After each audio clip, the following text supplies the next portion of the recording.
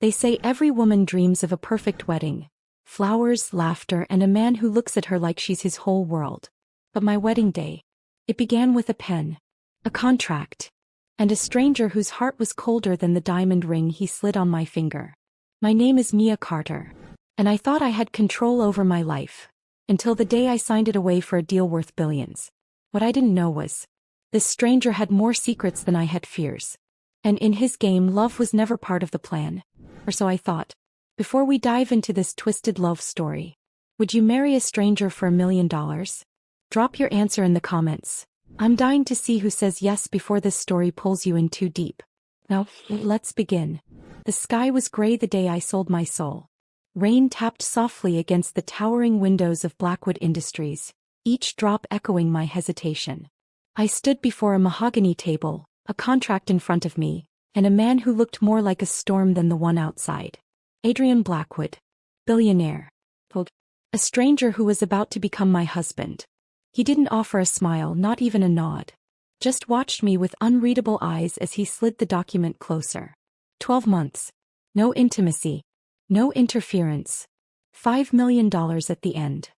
His voice was smooth, rehearsed. Like this was just another business deal. I wanted to say no. I wanted to scream that I wasn't desperate. But my father's medical bills haunted me. My little sister's tuition had gone unpaid. I had no job, no future, and this man was offering me a way out, at a cost. My freedom. My fingers trembled as I picked up the pen. Adrian leaned back in his chair, gaze unblinking like he already knew what choice I'd make. Maybe he did. Maybe he'd chosen me because I looked like the kind of girl who would say yes. I'll sign it, I whispered, barely recognizing my own voice. He raised an eyebrow, amused by how quickly I folded. Then sign, Miss Carter. And welcome to the game. With one stroke of ink, my life was no longer mine. I was his, a pawn in whatever twisted game he played. A name on a contract. A transaction. As I looked down at the ink drying on the paper, the reality hit me like thunder. I hadn't just signed a marriage contract. I had just signed away my heart. There were no flowers. No aisle. No music. Just a cold courthouse and the echo of heels on marble as I walked beside the man who had just bought a year of my life. The fluorescent lights above buzzed softly, a sad orchestra to the strangest day of my existence. Adrian didn't look at me. He barely acknowledged me at all. I stood next to him as if we were strangers waiting in line at a bank.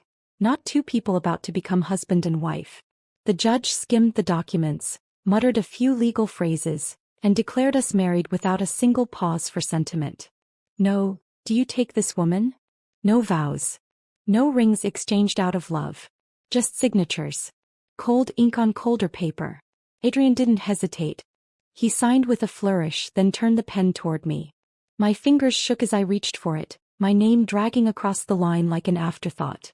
The moment felt unreal, like I was watching someone else's life fall apart in slow motion. When it was done, Adrian glanced at his watch. We're finished here, he said, already turning toward the exit. I lingered for a moment, still clutching the pen, trying to catch up with the fact that I was now married, to a stranger. Outside, the city moved on like nothing had changed. But inside me something had. Something permanent. A sleek black car waited at the curb. Adrian opened the door without a word, motioning for me to get in. I slid into the leather seat, the tension between us thicker than the fog clinging to the glass. He finally spoke once the car pulled into traffic. From now on, you'll live in the penthouse. Your floor is separate from mine. Don't interfere with my business and don't expect anything personal. His voice was detached, like this arrangement was nothing more than a merger. I turned to him, disbelief tightening my throat. So, we're just going to pretend this isn't real? I asked. That this isn't a marriage? He looked at me, then really looked.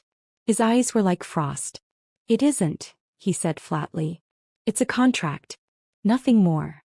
I pressed my lips together, swallowing a lump of pride and fear. I had signed the deal. I had agreed. But I hadn't understood what it would feel like to be erased. The penthouse towered above the city like a fortress. A doorman greeted us with a nod, and we entered a private elevator that led straight to the top floor. The silence between us was suffocating. I wanted to ask him why he needed this, why he chose me, but the look on his face warned me not to. When the doors opened, he stepped out and gestured to a hallway. That's your wing. Stay out of mine. Then he disappeared without another word. Inside my new room, I found a closet full of designer clothes in my size, a bed that looked untouched, and a list on the nightstand. House rules. Typed neat, impersonal. No entering Adrian's study. No guests. No questions. No touching. I stared at the paper, my stomach twisting. I wasn't a wife. I was a ghost in a golden cage. That night I lay awake staring at the ceiling. The bed felt too big, the silence too loud. Somewhere on the other side of the penthouse, Adrian was living his life, unbothered, untouched. I wondered if he had done this before. If there were others before me. Was I just another disposable piece in his game? But then, why did I care? Why did it matter if he never looked at me? If he never spoke to me like I was a person? Maybe because, deep down, I wasn't just trying to survive anymore.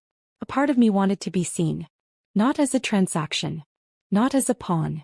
But as a woman who had given up everything, and hoped there might be something left to claim.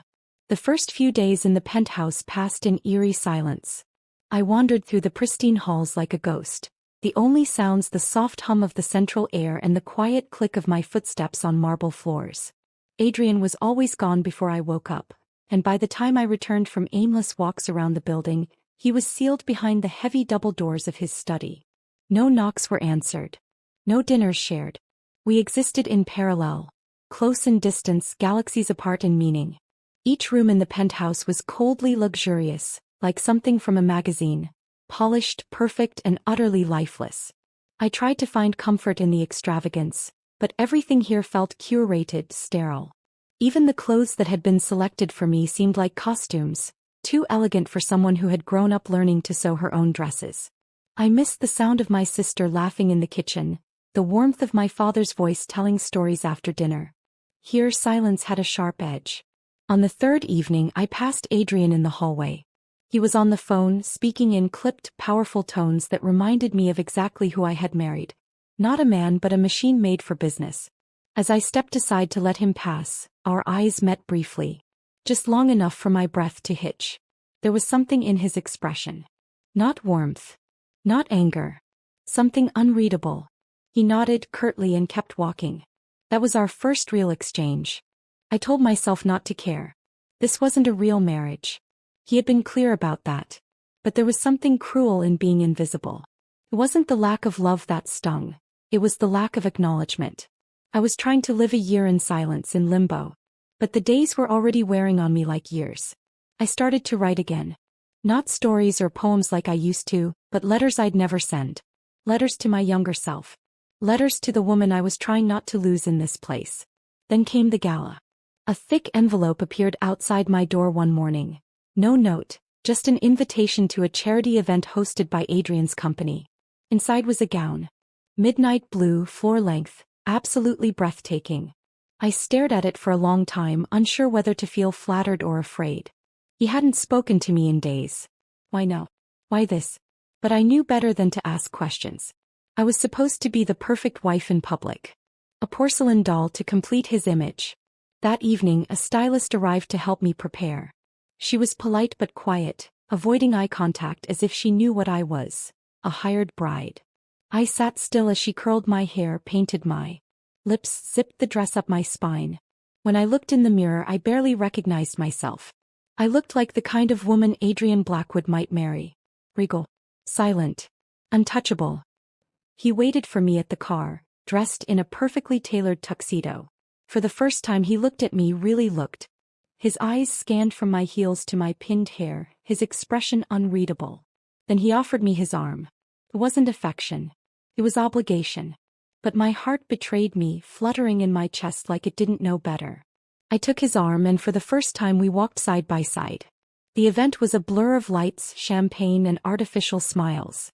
Adrian was charming, commanding, everything I wasn't. People approached us, praising the match, complimenting my dress, asking questions I barely registered.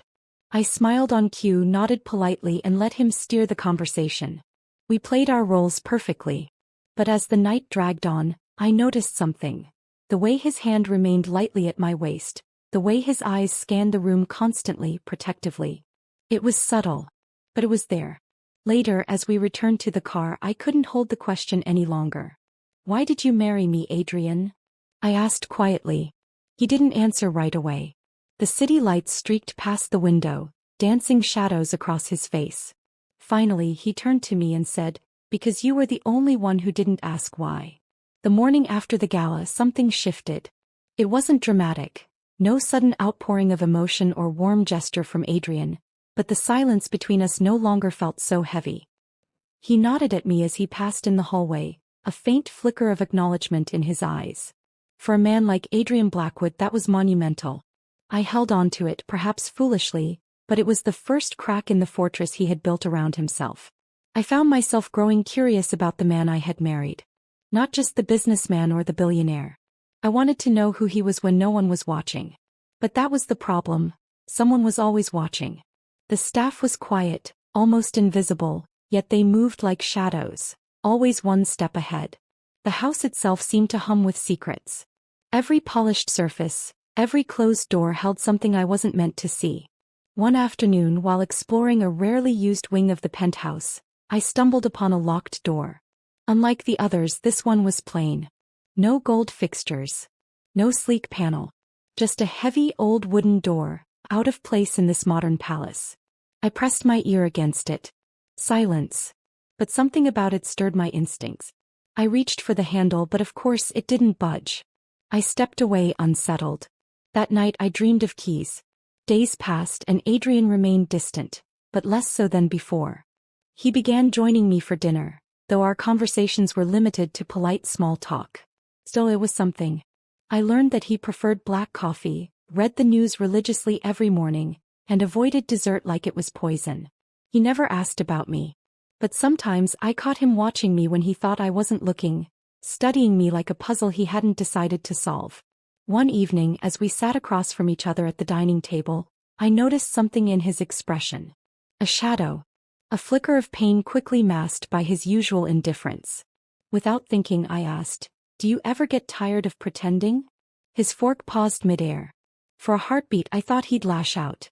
But instead he set it down and leaned back in his chair. "Every day," he said quietly. It was the most honest thing he'd ever told me. From that night on, the atmosphere between us began to change. We spoke more cautiously at first.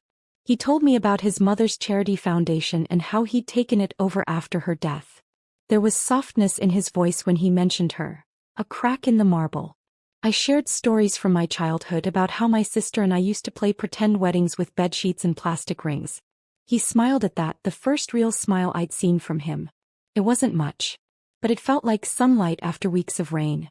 Quick game. If you could ask someone you were forced to marry just one secret question, what would it be? Leave a comment. I'm curious to hear what you'd like to know. That same night I heard footsteps in the hallway well after midnight. Soft, careful, they weren't Adrian's. I followed them barefoot, my heart pounding. They led me to the same locked door. But when I turned the corner, the hallway was empty. Just the hum of electricity and the pounding of my own heart. I stood there for a while, staring at the door, wondering what was behind it. And who else could possibly be interested in it besides me? The next morning I asked Adrian about it. Casually over coffee. "There's a room I found locked. In the East Wing." "What is it?" He didn't look up from his paper. "Storage," he said simply. Nothing of interest. But the way his knuckles tightened around the coffee mug told a different story. I didn't push it. Not yet. But the mystery burned in my chest like a second heartbeat. And for the first time I realized something terrifying. I didn't just want to know what Adrian was hiding. I wanted to understand him. Maybe. I wanted him to want the same from me. The air shifted the moment I stepped into the gallery. I'd passed it several times before, that long corridor filled with black and white portraits of Adrian's ancestors, but tonight it felt different. The lights were dimmer than usual, casting shadows across the faces on the wall. Stoic men in suits, elegant women with piercing eyes, all watching in eerie silence. I should have turned back. But something drew me in. Halfway down the corridor, I stopped in front of a painting I hadn't noticed before. It was newer than the others. A woman in a red dress, seated on a grand piano, her head slightly tilted and a mysterious smile on her lips. The plaque read, "Lillian Blackwood, 1994 to 2020. A cold shiver ran down my spine. Lillian. The name echoed in my memory. Was she Adrian's Sister? Mother? No, his mother's name was Margaret. I was certain. Before I could dig deeper, a voice spoke behind me. She was my wife. I turned, startled. Adrian stood in the doorway, his silhouette sharp against the faint light. His tone was flat, almost rehearsed, but his eyes betrayed him. Pain swirled in them like a storm barely contained. She died 5 years ago, he continued. Car accident. A rainy night, a drunk driver. I was supposed to be with her, but I stayed late at the office. I didn't know what to say. He'd never mentioned her. No one had. I'm sorry, I whispered. He looked at me for a long moment, then nodded as if accepting my sympathy like a contract. She used to love that dress, he said, glancing at the painting. Said it made her feel alive. She hated this house. A bitter smile. Said it felt like a cage made of glass. For a moment he looked so young, so human. Like the man beneath the tycoon exterior had finally stepped forward, however briefly. And then just as quickly he was gone. He turned and walked away without another word. That night I couldn't sleep. My mind kept returning to the painting, to the woman with the haunting smile. What did she know? What had she left behind in this cold mansion of secrets and silence? And why did I feel like I was walking a path she had once taken? One lined with luxury but ending in loss. The days that followed were quieter. Adrian withdrew again, retreating into his work. I wanted to ask him about Lillian. About what their marriage had been like.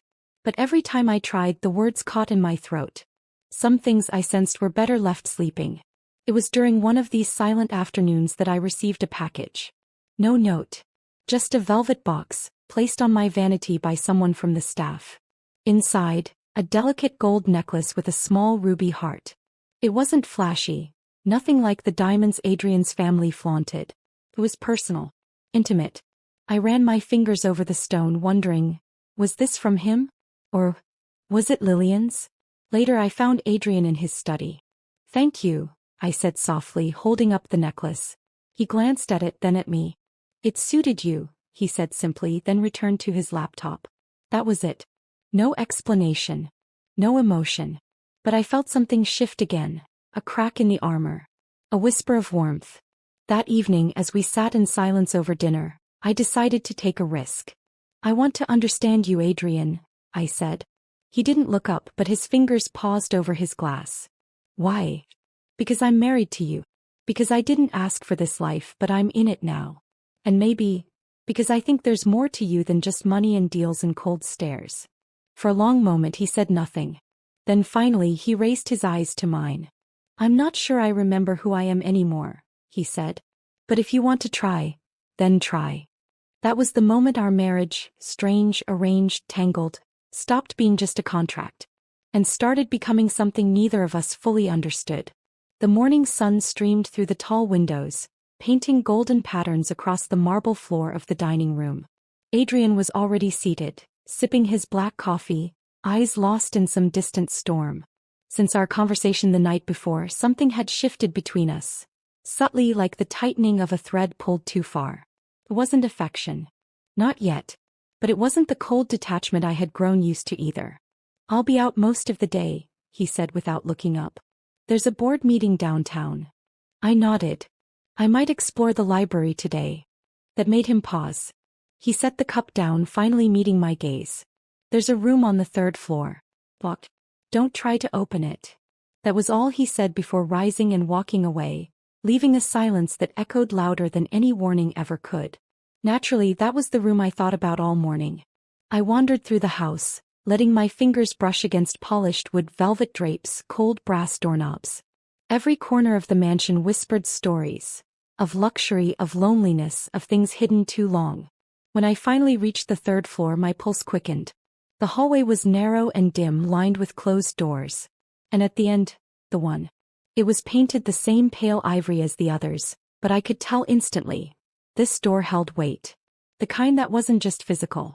I reached for the knob, hesitated, then stopped myself. Not today. Instead, I returned to the library, a sprawling wood-paneled sanctuary with walls lined floor to ceiling with books. It smelled of paper, age, and secrets, exactly the kind of place I could lose myself in. I pulled a random volume from the shelf and flipped through its pages, only to find a folded piece of paper hidden between them. A letter. My hands trembled as I unfolded it. The handwriting was delicate, feminine, and dated nearly 6 years ago. Adrian, if you ever read this, I hope it means you found peace. I tried, God knows I did. But this place swallows people. It makes you forget who you were before it. If I don't make it out, remember that once I loved you more than life itself. L. Lillian. My chest tightened. What had she meant by make it out? Had she been planning to leave him? Had she felt trapped like I did? I barely heard the footsteps behind me until it was too late. You weren't supposed to find that. I turned sharply. Margaret, Adrian's mother. Her presence always seemed to drain the warmth from the room, and today was no exception. She walked toward me slowly, heels tapping sharply against the parquet floor. She was troubled, she said, eyes flicking toward the letter in my hand. Lillian imagined things. Fantasies. Paranoia. It's no wonder she lost control. Lost control. I repeated. Her car went off the bridge, she said simply. The police said it was an accident. That's all you need to know. But I didn't believe her. Not entirely. Margaret leaned in closer. You're here for a reason, Amelia. Just remember your place. We all have a role to play in this family. She walked away without waiting for a reply, her perfume lingering like a warning. I stared down at the letter again. The words blurred as emotions warred inside me. Fear, confusion, but also something new. Resolve. I didn't know what Lillian had uncovered or what had truly happened to her, but one thing was clear now. This marriage, this house, this deal I'd been trapped in, it was hiding something far darker than I ever imagined. Later that evening, I found Adrian in the garden. He looked tired, the edges of his control starting to fray. Why didn't you tell me about Lillian's letter? I asked. His jaw clenched. Because you weren't supposed to become part of this. But I am, I said quietly. Whether either of us wanted it or not. He didn't deny it. Instead, he looked at me with something dangerously close to vulnerability. I don't know who I can trust anymore, he whispered. Then maybe, I said, stepping closer, it's time we figure that out together. His eyes searched mine for a long moment. And for the first time I saw a man not just haunted by his past, but afraid of what the truth might mean for both of us. A storm rolled in that night, thunder cracking across the sky like a warning shot. The windows rattled as rain beat against the glass, and the power flickered more than once. Adrian had disappeared into his office after dinner, and I hadn't seen him since. My mind was still tangled in Lillian's letter. Her voice lingered like a ghost in the corners of my thoughts. I couldn't sleep. The weight of everything, the contract, the locked room, Margaret's cold warning, pressed on me. So I slipped out of bed and wandered through the house in the dark, guided only by the dim glow of the wall sconces. I wasn't sure what I was looking for. Maybe answers. Maybe just proof that I wasn't losing my mind like Lillian apparently had. Then I heard it. A soft, rhythmic tapping, like fingers against wood. It was coming from the 3rd floor. I climbed the stairs slowly, heart thudding louder than my footsteps. When I reached the hallway, it was silent again. No tapping. No voices. Just the locked door at the end waiting. Daring. I tried the handle. Still locked. But this time something in me snapped. I couldn't ignore it anymore. I went back downstairs to the kitchen, grabbed a slender knife and returned to the door. My hands trembled as I jimmied the blade into the keyhole, trying to mimic what I'd seen in old movies. It was clumsy. I had no real idea what I was doing. But the door clicked open. The room was dark, musty. I stepped inside and flicked on the light. Books, files, photographs, stacks of papers, all organized and labeled in neat folders across a large oak desk. And in the corner, a wall covered in newspaper clippings. Lillian's wall. It wasn't madness. It was research. Obsession maybe, but not delusion. She'd been piecing something together. Clippings about Adrian's company, about acquisitions, lawsuits, sudden deaths. And in the center of it all, a black and white photo of a man with piercing eyes. Victor Langston, CEO of Langston International. Died in a car explosion. Foul play suspected. Pinned beside it, a handwritten note in Lillian's script. Langston knew. He tried to warn Adrian. He paid the price. My knees buckled slightly as I sank into the desk chair. This wasn't just about marriage or money. This was bigger. Dangerous. A soft voice cut through the air behind me. You shouldn't be in here. I spun around, heart nearly leaping out of my chest. It wasn't Adrian. It was Evelyn, the housekeeper. The quiet woman with the kind eyes who always moved through the halls like a whisper. I didn't hear you, I said breathless. How long have you worked here? Since Adrian was a boy, she said, stepping into the room and closing the door behind her. I used to take care of his mother. And Lillian too. You knew her? I asked. She nodded. Her face twisted with pain. Lillian was smart. Brave. She knew this family had secrets. Things even Adrian didn't know. But she got too close. Margaret made sure of that. The words chilled me. What are you saying? She was going to leave. She had evidence. A file she was going to take to the press. My eyes swept the desk again. Is it still here? Evelyn shook her head. Margaret found it before she could escape. That's why the crash wasn't an accident. My stomach twisted. I had no idea what to say. The woman I had been forced to replace hadn't just died tragically. She had been silenced. No. I might be next. Evelyn moved closer and placed a small key in my hand. This unlocks the safe behind the portrait in Adrian's study. If you want the truth, it's there. But be careful. Even Adrian doesn't know everything. And if Margaret finds out you're digging... She didn't finish the sentence. He didn't have to. As I returned to my room, clutching the key like it was the only anchor I had, the rain outside turned to a downpour. The storm wasn't over. Not outside and definitely not inside this house. I crawled into bed, heart still racing, eyes wide open in the dark. I couldn't trust Adrian. Not completely. Not yet. But somehow I couldn't give up on him either. And in that space between fear and hope, I finally understood what Lillian must have felt. The impossible ache of loving a man wrapped in shadows. Morning sunlight streamed through the windows as if nothing had happened the night before. But I hadn't slept. I had laid awake with Evelyn's words echoing in my ears. The small key still tucked under my pillow. It felt like I was sitting on a time bomb, one I didn't know how to disarm. Adrian was already gone when I made my way downstairs. His absence felt louder than his presence ever had. I took a deep breath and walked into his study. The air inside was thick with wood polish and secrets. The portrait on the wall, a somber oil painting of his father, stared back at me like it knew what I was about to do. With shaking hands, I reached behind the frame and felt the latch. It gave way with a soft click. I slid the painting aside, revealing a wall safe. The key slid in easily, turning with a heavy thunk. Inside were folders. Dozens of them. I pulled them out one by one until I found the one marked Langston, Internal Memo 2015. I opened it. Emails. Transcripts. Financial statements. All showing a web of illegal transactions. Fraudulent acquisitions, embezzlement, offshore accounts.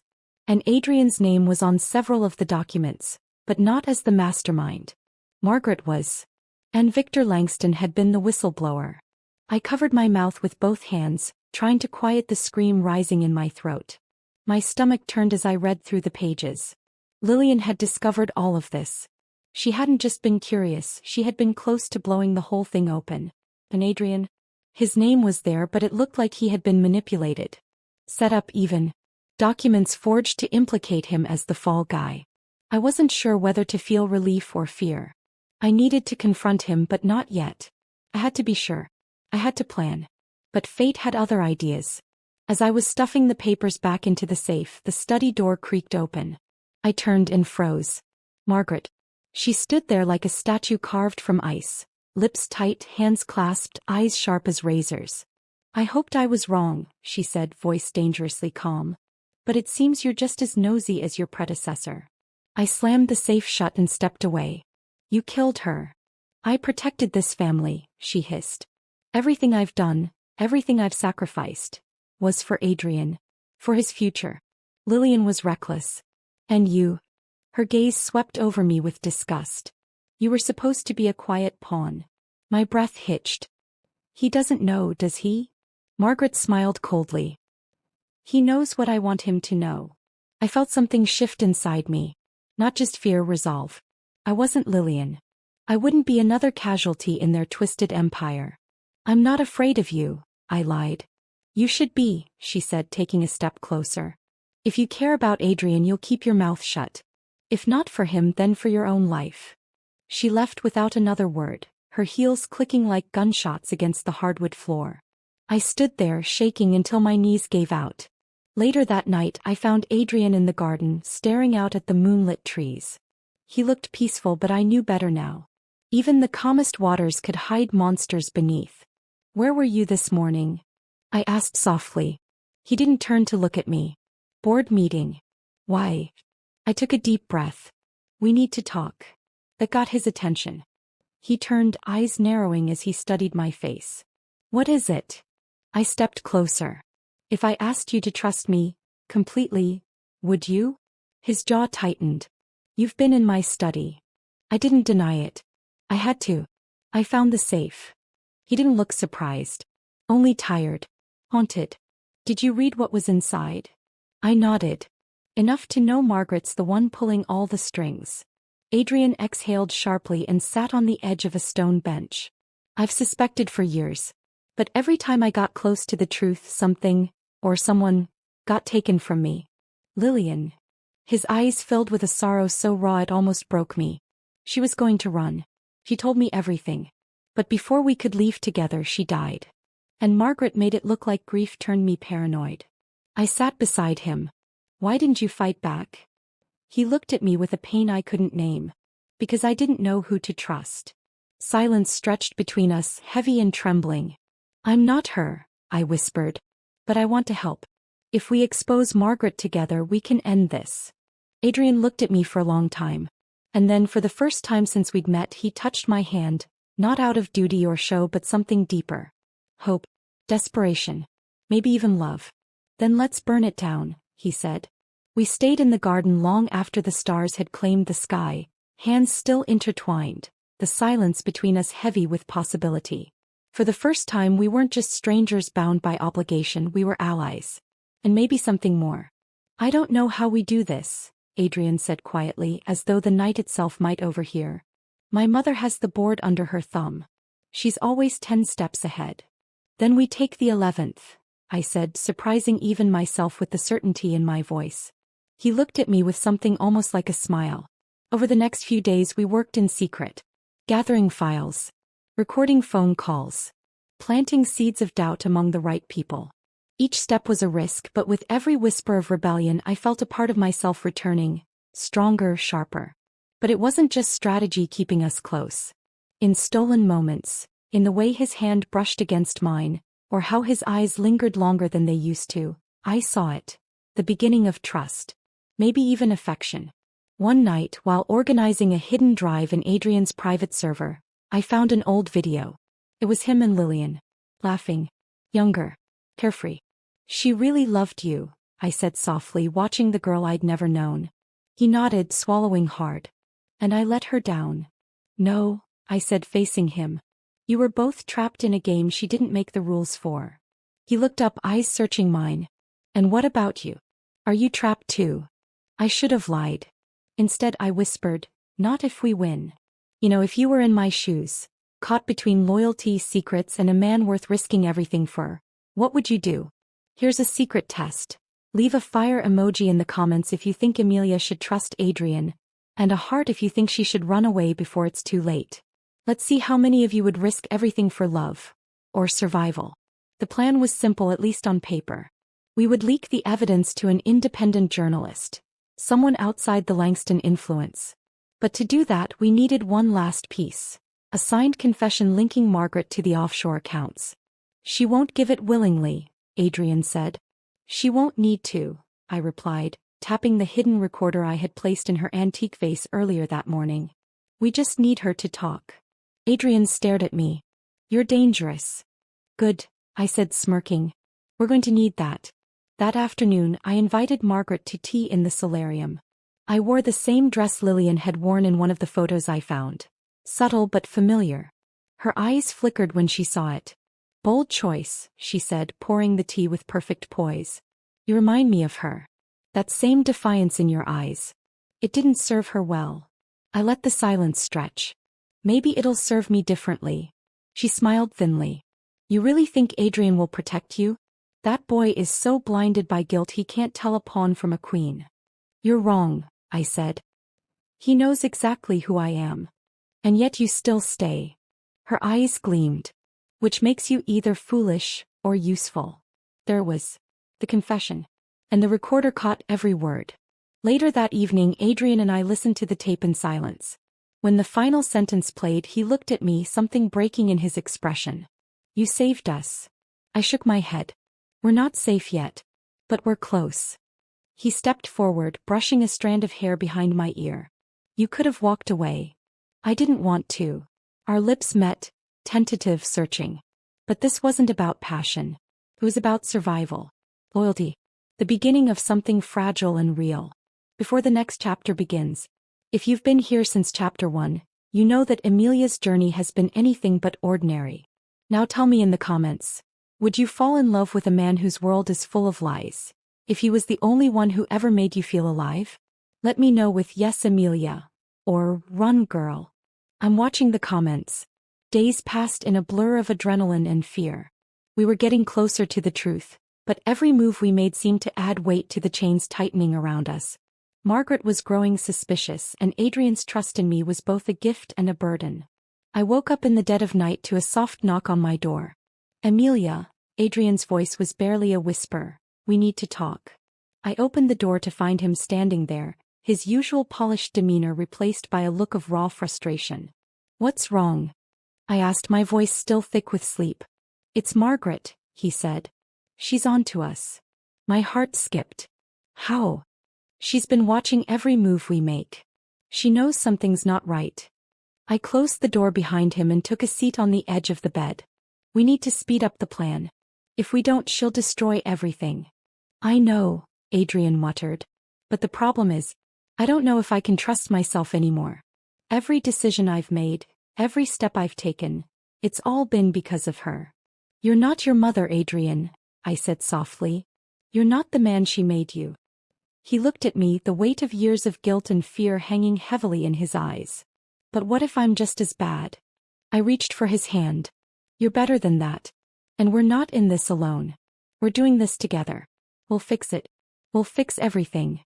For a moment, his eyes softened. He squeezed my hand, and in that fleeting moment I saw the man I thought I could trust.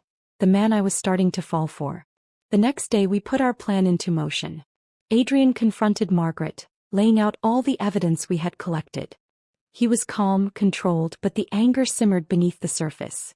I know what you've done, he said, voice steady, but every word hit like a hammer. And I know you're the one behind Lillian's death. Margaret's eyes flashed with anger. You're a fool if you think this will work. You're too weak, Adrian. Always have been. I stood silently in the corner of the room, watching the confrontation unfold. I could feel the tension in the air, thick and suffocating. Adrian was finally facing the monster his mother had become. Let me guess, Margaret said, a cruel smile curling her lips. You're going to run to the press now, aren't you? Trying to play the hero. Adrian's jaw clenched. No. I'm playing the man I should have been all along. The man who sees the truth. The door behind us slammed open and a shadow entered the room. Adrian, you don't want to do this. Victor Langston's voice echoed through the room. Victor stood there watching us carefully. I felt my heart race. I hadn't expected him to show up. The Langston patriarch, Adrian's father, was a man whose presence could freeze the air in the room. And his gaze on Adrian and me was calculating.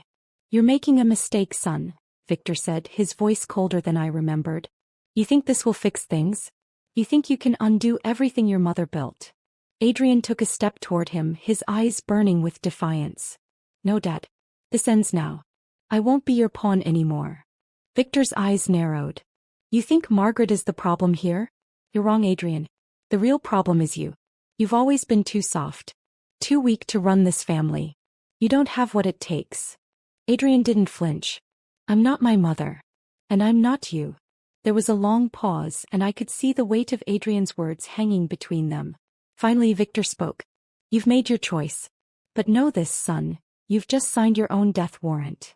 The room fell silent, the words hanging in the air like a promise of doom. I looked at Adrian, whose face was set with determination. He wasn't afraid anymore. Not of his father, not of Margaret. and not of the life he'd been running from. "I'm ready," he said quietly. "Let's end this." And just like that, we began the final phase of our plan. The storm outside mirrored the chaos brewing inside the Langston estate. Thunder cracked as lightning briefly illuminated the grand, cold hallways of a house built on power, secrets, and blood. Adrian and I had crossed a line. There was no turning back now. In the aftermath of Victor's warning, Adrian moved like a man reborn. No longer shackled by fear, no longer cowering in the shadow of his parents. He was ready to expose them. And I was ready to stand by him no matter the cost. That evening we sat across from a journalist. One Adrian had secretly trusted for years.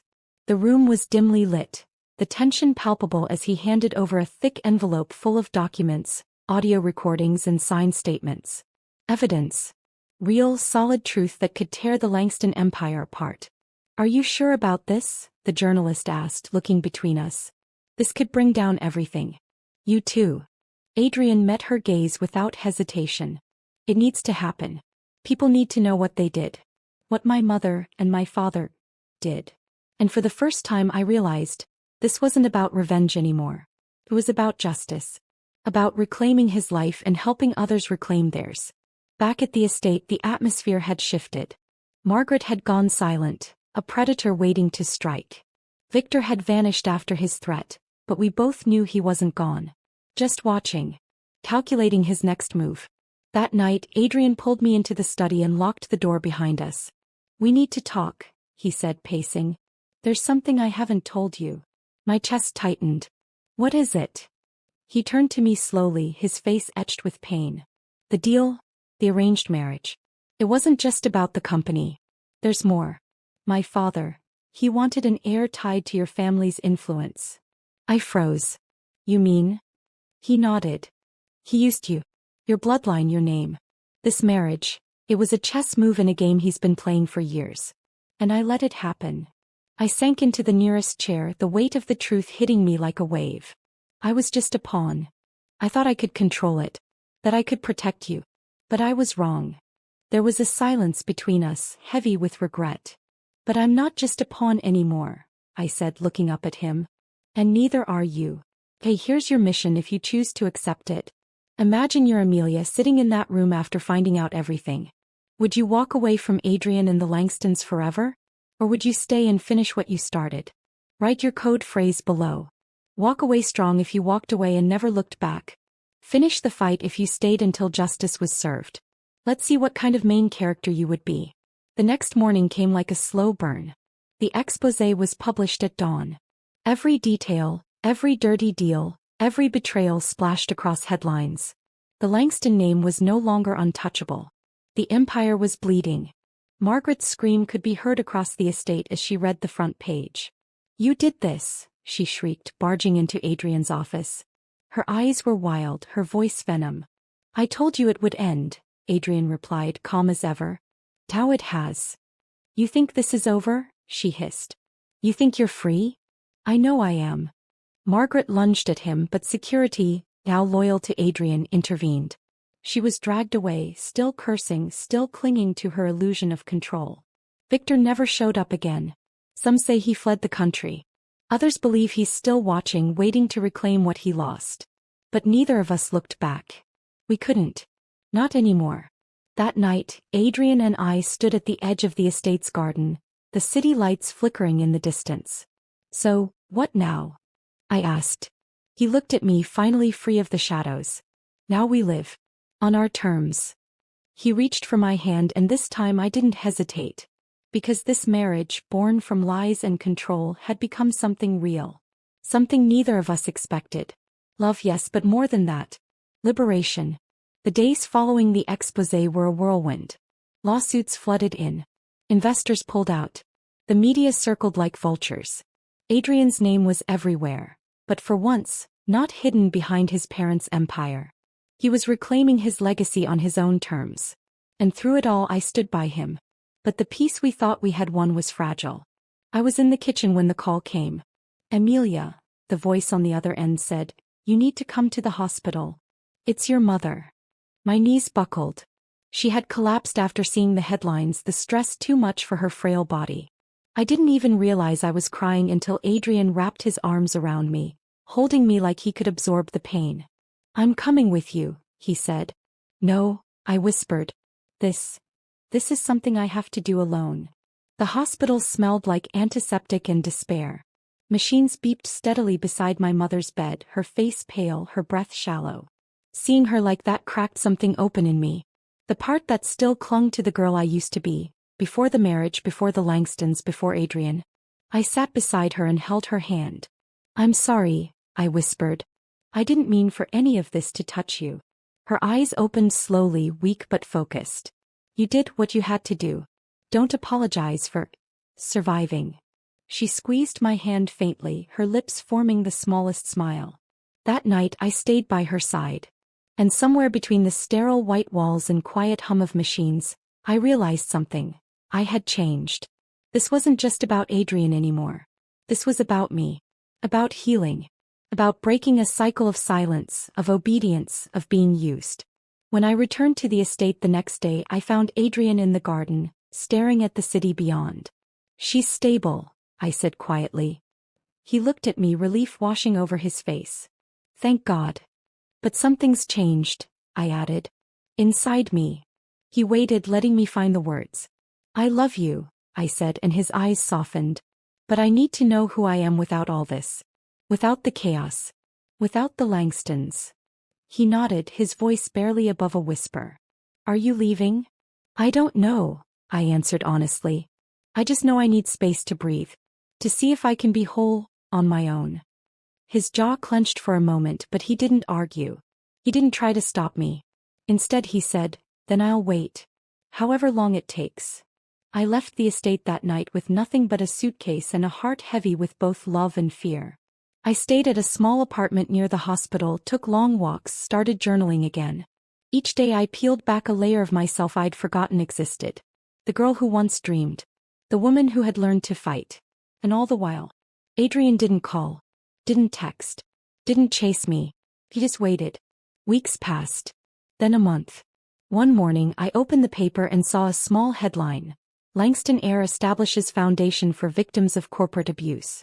Beneath it, a photo of Adrian, smiling, free, rebuilding his name not with power but purpose. My heart swelled with pride and longing. I didn't need a sign to know. I already knew.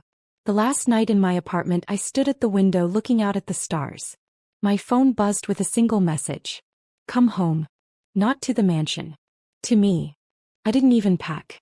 I just left, heart racing, breath caught somewhere between fear and hope. When I arrived, Adrian was waiting at the same spot in the garden where we first talked like equals. "I never stopped loving you," he said simply. "I know," I whispered. "And I never stopped loving myself." We stood there, no need for more words. Because this time there was no contract. No scheme. No manipulation. Only love. Chosen freely. A year had passed. Spring painted the city in hues of gold and green. The kind of spring that made you believe in new beginnings. Not because the past was erased, but because it had been faced. Adrian and I had started over. Fully. Deliberately. We left the Langston mansion behind, choosing a quiet home on the outskirts of the city. No press. No boardrooms.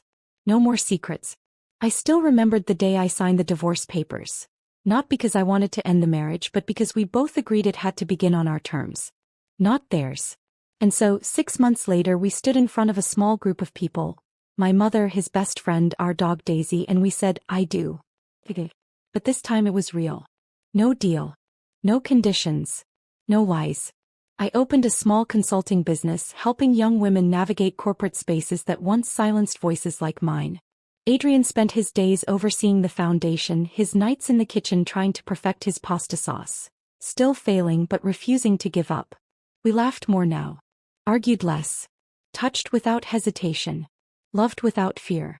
Sometimes I'd catch him staring at me across the breakfast table, eyes filled with that same mix of awe and guilt that he wore the night he told me the truth. But now I'd reach out and touch his hand, reminding him that forgiveness wasn't forgetting. It was choosing love anyway. There were still shadows.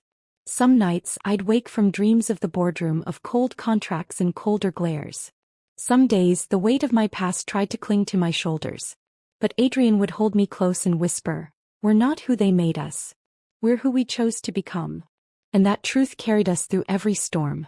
One evening, as we walked hand in hand down a quiet beach, waves lapping at our feet, Adrian stopped and turned to me. "You know," he said, brushing my hair from my face, "if I could go back, I wouldn't change how we met." I raised a brow. "Even the manipulation and blackmail part?" He chuckled, pulling me into his chest. "Even that. Because it led me here. To the woman who challenged everything I knew, and showed me what love really means. What would you do if the love of your life started as your biggest mistake? Could you forgive a betrayal if it led to your destiny? Leave your thoughts below and tell me. Have you ever found love in the most unexpected place?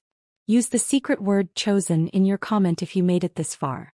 And hey, if this story touched your heart, share it with someone who believes that even the messiest beginnings can lead to the most beautiful endings. But maybe, just maybe, every ending is really a new beginning. Especially when love is no longer forced but finally free.